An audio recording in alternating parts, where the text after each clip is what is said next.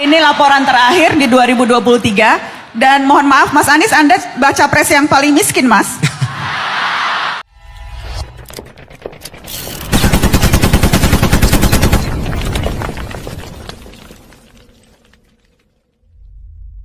Assalamualaikum warahmatullahi wabarakatuh. Jumpa lagi dengan Den Bagus TV yang selalu memberikan berita terbaru, terheboh, terkonyol, terviral hari ini, karena tanpa berita Anda ketinggalan cerita.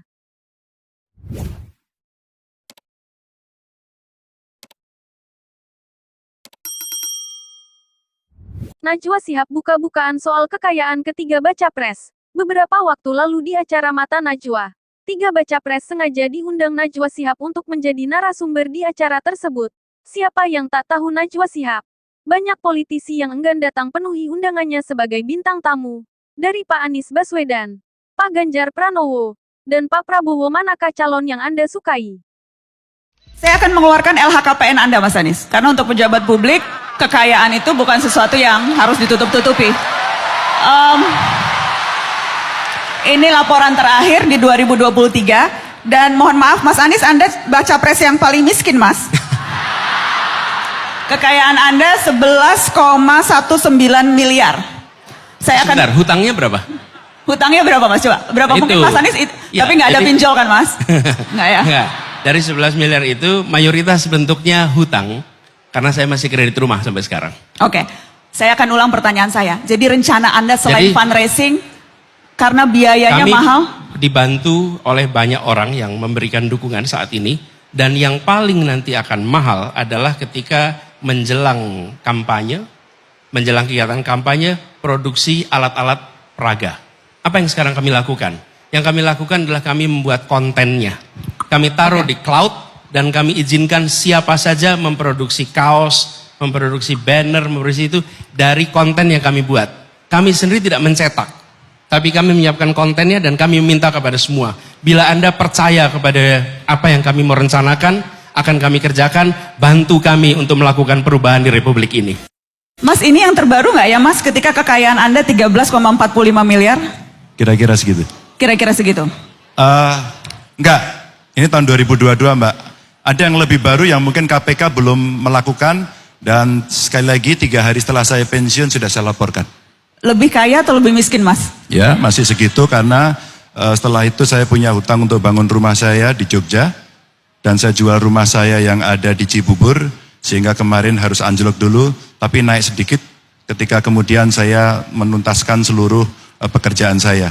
Masih sekitar angka-angka itu. Mas Ganjar, saya tanyakan ini salah satunya karena diskusi soal betapa mahalnya kalau ingin jadi pejabat atau kalau masuk dalam kontestasi politik di negeri ini. Biaya politiknya mahal sekali. Yeah. Apa rencana Anda untuk bisa membiayai, ada ilustrasi Mas Ganjar, untuk TPS saja, TPS kurang lebih itu nanti akan ada 810.000. Yeah. Jadi kalau satu TPS, satu saksi dikasih 1 juta begitu ya, itu sudah 800 miliaran lebih sendiri, baru soal TPS, belum yang lain-lain, mahal sekali. Bagaimana strategi Anda untuk bisa membayar biaya yang besar itu, Mas? Ada yang lupa Mbak Nana sampaikan seolah-olah saya sedang berjalan sendiri. Tidak. Ada partai yang mengusung, dan besok itu Mbak, untuk pertama kalinya Pilpres dengan pilihan legislatif bersama. Maka sekarang soal pembiayaan dari partai menyiapkan sehingga nanti saksinya kan tidak sendiri-sendiri, saksinya bersama. Maka secara sistematis kami melakukan pelatihan saksi. Siapa mereka? Ada partai-partai pengusung, kader-kader partai, termasuk para relawan. Sehingga sebenarnya pembiayaan gotong royong sudah disiapkan oleh mereka. Saya ternyata tidak diberikan tugas untuk itu. Maka saya berjalan saja sesuai dengan apa yang menjadi penugasan saya sebagai seorang capres. Itu kalau baru 1 unit. Ya. Ada lagi unit-unit yang lain tentunya. Betul. Dan ada sebenarnya ketentuan di dalam undang-undang Pilpres ya, atau pilihan legislatif itu donasi bisa dilakukan kok secara terbuka.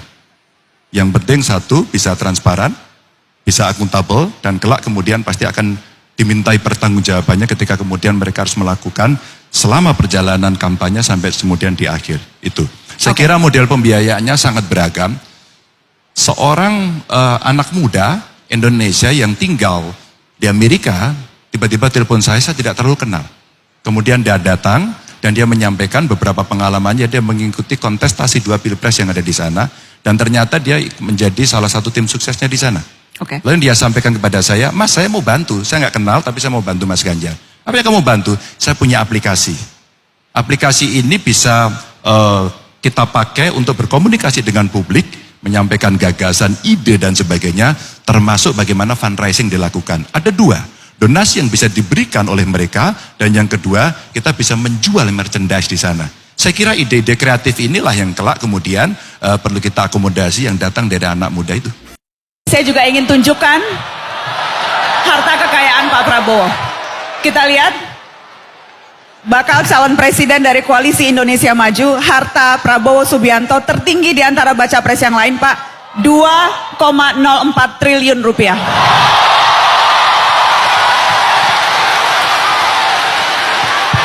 Pak Prabowo, apakah kalau disambungkan dengan perbincangan kita sebelumnya, biaya politik yang tinggi, apakah itu artinya Bapak relatif aman karena toh duit Bapak banyak padahal sudah nyapres 3 kali? Mbak Nana, saya sudah jadi pengusaha 20 tahun lebih, ya. Dan kalau Anda mengerti bisnis, ada perbedaan antara aset yang dinilai, ya kan? Tanah aset dinilai, ada nilainya, dan cash, uang yang bisa dipakai. Aset saya kalau dipelajari banyak aset, tapi juga yang tidak bersifat cash. Bahkan banyak aset saya, pabrik saya yang mandek karena saya tidak dapat kredit, karena saya tidak berkuasa 20 tahun. Mbak, Jadi Pak, saya punya karyawan ribuan, tidak saya PHK. Ya. Karena ya ini realita, saudara-saudara, ini realita, ya.